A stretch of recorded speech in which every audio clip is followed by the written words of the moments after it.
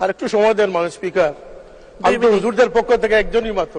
বুঝুন 2 মিনিট। আমাকে আর 5 মিনিট সময় দেন প্লিজ, আমার কিছু কথা রয়েছে। আচ্ছা বুঝুন। Thank you. আমরা এই বিষয়টা এবং পাবনা মানসিক হাসপাতাল মানবিক কারণে, এবং আমাদের দেশে মানুষ স্বরাষ্ট্রমন্ত্রী এখানে নেই, জেলের ভিতরে যারা কয়েদি রয়েছে, বন্দী রয়েছে, তাদের প্রতি মানবিক দৃষ্টিভঙ্গি নিয়ে তাদের সুবিধা অসুবিধাগুলো দেখা একান্ত উচিত বলে আমি মনে করি। আমাদের শিক্ষা ব্যবস্থায় আমূল পরিবর্তন আনা উচিত। আমাদের সিলেবাস কমিটিতে যারা যোগ্য তাদেরকে দিয়ে সিলেবাস প্রণয়ন কমিটি তৈরি করা।